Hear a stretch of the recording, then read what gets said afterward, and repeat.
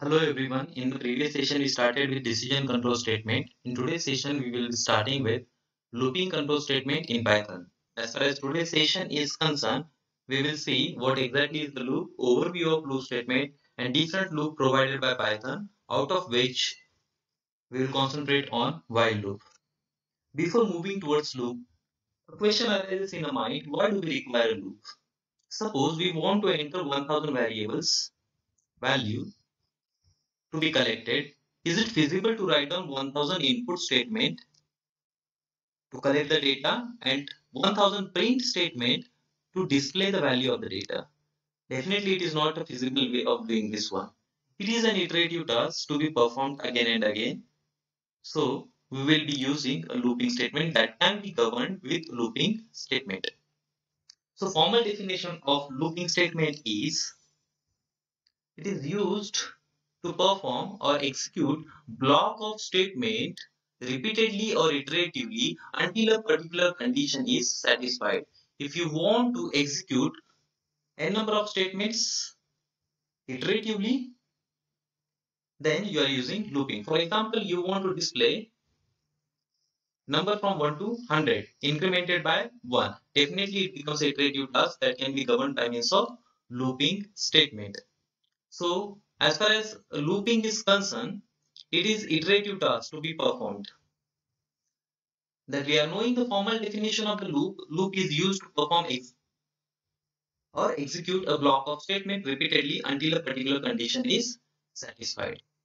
The generalized structure of a loop is looking like this. You are having a condition. This condition can be n is greater than 0, n is not equal to 0, n is less than or equal to m, where m value is already 3, declared 1. Like this, any expression that we can write down over here is valid. An outcome of this condition can be either true or false. If the condition is false, you are straight away terminating the loop. If the condition is true, then you are performing or executing block of statement to be performed or executed. That is nothing but body of the loop. In that one, value of updated variable is passing the control to the beginning of the loop. Again, the condition is being checked, expression is being checked. If it is true, then once again it is executing the body of the loop. In certain conditions or certain cases, you will require to get out of the loop. That time you will be requiring to have break statement. We will see break statement, pass statement or continue statement in the next session. Right now, we are concentrating on looping statement only. If the condition is true, block or body of loop is executed again and again till the condition is satisfied. Once the condition is false, then you are getting out of the loop and you are terminating the loop. This is how loop will work. We will move ahead. There are different types of loop provided by Python. These are while loop and for loop. As far as while loop is concerned, if the user is not certain about how many iterations to be performed or executed, that time you are using while loop. If user is certain about how many number of iterations to be performed, then you are using for loop. Syntax of a while loop is, as you can see over here, while all characters in lowercase. This is the syntax. After that one condition, and after the condition you have to write down this colon. See, Python is case sensitive language. That's why this while should be in lowercase. And after that one, this green block you can see over here, it is having a number of statements with update statement also. This will be executed if the condition is true. If the condition is false, then this else block will be executed. How to write down this one? Else colon, and after that one, a number of statements to be executed. Although this else block is optional part, it's not needed or compulsory to write down else block, but as a standard practice you can write down. So in while we have seen while all lowercase, condition with colon, and body of while, and after that one, if the condition is false, then else block also we are seeing. I have written a simple example over here. As you can see, I am having condition n is greater than 0. If the condition is true, then I am executing these three statements. If the condition is false, I am executing this else block. The loop is terminated because the condition is false. We will see simple example. I want to check whether the entered PIN of ATM card is a palindrome or not. For example, palindrome number is a number. If you are writing in a reverse, then it is generating same number again. 121. If you write in the reverse order, 121. 211 2. This is also palindrome number. Then 313. This is also palindrome number. We want to check it whether the entered string is palindrome or not. Whether the entered number is palindrome or not. Right now we are taking on only palindrome number, not a string. So let us see. I am using IDE, that is Spider. You can see over here, this is editor, this is Python console, and here I am having variable explorer. I am just clearing all the variable. I am using reset command. Yes, I want to delete all the variables in the variable explorer. Yes, correct. Then I am clearing the console. You can see over here this code written. These three lines, initial three lines, green lines, are indicating the multi-line comment. Hash followed by statement is single line comment over here. I am having a variable n which is accepting integer data from the user. Suppose user is entering 121.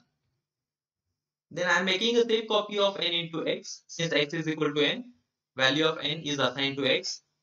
X is also becoming 121. I will tell you why we require a copy afterwards. I am declaring one more variable, rev is equal to 0.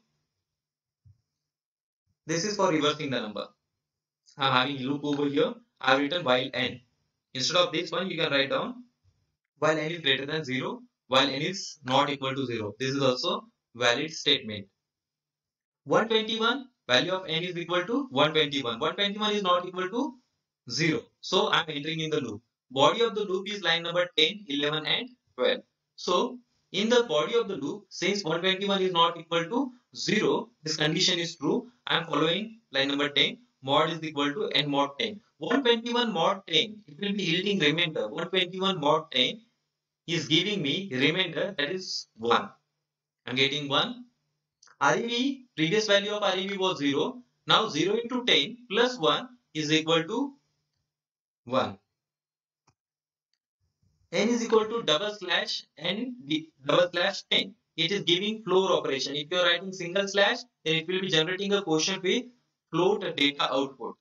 But I want float output. Float output means if you are entering 3.14, then flooring operation will give me 3 value. So here I am flooring it. 121 divided by 10 is giving me value.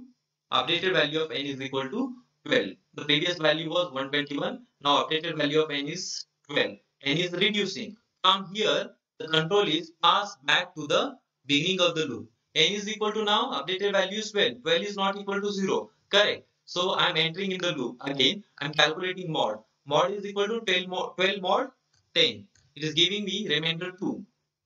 Once again, REV is calculated. Previously, the REV value was 1. 1 into 10 plus 2, it will be 12. Once again, I am performing this operation of double slash flooring n. N is updated, n is becoming 1. From here again, the loop is starting from the beginning. Here I am having 1. 1 is greater than 0. 1 is not equal to 0. True. So I am entering in the loop. Once again, I am calculating mod. Mod is equal to how much? I will be getting 1 mod 10 is equal to 1. REV is equal to REV. Previous value of REV was 12. 12 into 10 plus 1. It will be definitely 121. Yeah. Then after that, n is equal to n double slash 10. You will be having the value, since it is float, you will be getting 0 value. From here, the control again is passed back to beginning of while loop. 0 is not equal to 0. False statement. 0 is greater than 0. False statement. So we are completely skipping this loop. We are terminating the loop. We are getting out of it, and we are having the else statement which is executing over here while loop is terminated now. It's done. And after that, we are having a if condition where we are checking what was the value of x. See here, x was having the value 121. X is 121. And REV, what was the final value of REV? That was 121. You can see over here 121. Both are matching. That's why I have made a safe copy of n into x. You can see over here finally the n is becoming 0. And because of that one, we will require to make safe copy of n into x at the beginning only, so that we can check with the original value. Since x is equal to 121, REV is equal to 121, both are matching, that's why we can say this is palindrome number. Let us run the program. F5 for running the program. I'm entering the value over here 121 as we have used for dry running the program. Press enter key. You can see over here this condition of else while loop is terminated, and the number entered by the user is a palindrome number. This is correct. You can see over here mod is equal to, final value of mod is equal to 1. Final value of n is equal to 0. Correct. Then REV is equal to, what was the final value of REV? That is 121. Value of x is equal to 121. This is why it is showing the number, enter number is a palindrome number. We will check another number. Let us check 123 example 123. You can see over here this is not a palindrome number. Reversing of that one is 321, and you can see over here x is 123. So they are not matching. That's why it is not a palindrome number. Let us apply debugger over here. For that one, we will be using F12 key. We are applying debugger over here. You can see I have applied debugger, and for debugging the program, you are using Control F5. As you can see over here, I am entering the number again 121. Enter. Now the control is passed to the while. For progressing ahead, I am using Control F10, and you just observe over here the variable explorer how the values are changing. Control F10 I am using. You can see here line number 10. We are moving line by line. You can see over here the value of n is now updated. N is becoming 12. Control is passed back to the while loop. Once again, Control F10. You can see modulus value. Mod value is now 12 mod 10 2. And REV is once again updated. REV is becoming 12. Then once again n will be updated. You can see over here value of n is becoming 1. Once again the control is passed back to beginning. 1 is not equal to 0. Once again we are entering in the loop. You can see mod. Value of mod is becoming 1. 1 mod 10. REV is once again calculated. REV is becoming 121. Once again you can see n is updated. N is becoming 0. From here the control is passed back to while. You can see over here while is now terminated. And you are coming to the else part. You can see the else part is executed while loop is terminated, and finally you can see here it is printing the number is palindrome. This is how it will work. I hope that this program is understood by you. You can try for Armstrong number, you can try for a magic number also. Simple code to be written for practicing. Thank you so much for watching the video.